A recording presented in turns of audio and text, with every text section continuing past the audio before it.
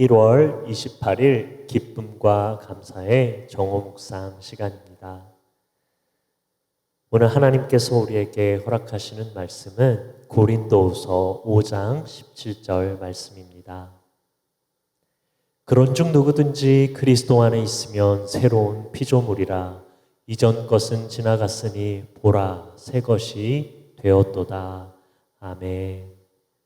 오늘 복음을 잘 전하려면 이라는 주제로 말씀 나누고자 합니다. 전도는 하나님께서 그의 백성을 위한 예수 그리스도의 복음을 증거하는 것이라고 이야기합니다. 우리의 죄를 위한 예수 그리스도의 죽으심과 부활이 복음의 내용입니다. 복음은 구원을 얻는 하나님의 능력이고 숨겨진 보물입니다. 복음을 전하는 자는 반드시 신실한 그리스도의 대사가 되어야 하는 것이지요. 모든 그리스도인들은 복음의 증인입니다. 복음 전파의 책임은 목회자에게만 있는 것이 아니라 믿는 모든 자들에게 주어진 하나님의 사명인 것입니다. 그러나 천사들은 죄사함의 경험이 없기 때문에 전도의 사명을 수행할 수가 없다고 고린도전서 5장 17절은 말씀하고 있습니다.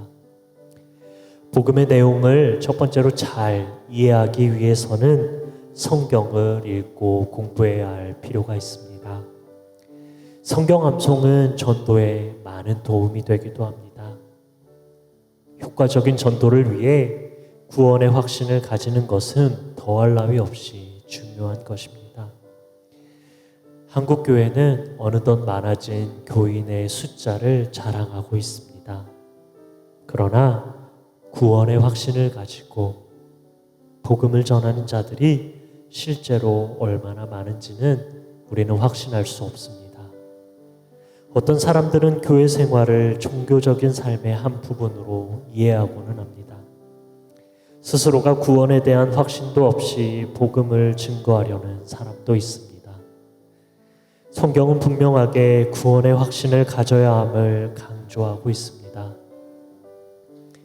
복음을 전하려면 성령 충만해야 한다고 에베소서 5장 18절은 말씀하고 있습니다. 삶을 주님께 맡기고 순종하면 성령님은 우리의 삶을 인도하시고 지도해 주십니다. 하나님은 순종하는 자에게 성령을 주신다고 사도행전 5장 32절은 이야기하고 있습니다. 자백하지 않은 죄가 있으면 하나님은 우리의 기도를 듣지 않으십니다. 죄를 고백하지 않는 것은 성령의 충만함에 방해가 됩니다. 우리 죄를 자백할 때 주님은 우리를 깨끗하게 하신다고 약속하십니다. 자기의 죄를 깨달은 후 다시 돌아온 탕자와 같이 하나님께 돌아와 죄의 용서함을 받고 감사하는 삶을 살아야 하겠습니다. 우리는 언제 어디서나 전도할 수 있는 준비가 되어야 합니다. 그리고 그것이 마땅히 그리스도 안에서 죄사함을 받는 은혜를 입은 그리스도인의 마땅한 본분인 것을 다시 한번 생각해 보게 됩니다. 비록 코로나로 인해서 전도하기 어려운 상황 가운데 놓여 있는 것이 우리의 현실이지만 그럼에도 불구하고 예수 그리스도의 사랑을 입고 예수 그리스도를 사랑하는 마음으로 담대하게 복음의 길로 증거자의 길로 나아가시는 저와 여러분들 되시기를 이 시간 간절히 기도합니다. 이 시간 함께 기도하실 때 이렇게 기도하시면 좋을 것 같습니다. 첫째로 은혜 받는 성도로서 복음에 합당한 삶 살 수 있도록 그 부분을 위해서 기도하면 좋겠습니다. 그리고 두 번째로 때를 얻든지 못 얻든지 복음을 증거하는 귀한 성도님들의 인생 되도록 이 시간 저와 함께 기도하는 시간 갖도록 하겠습니다.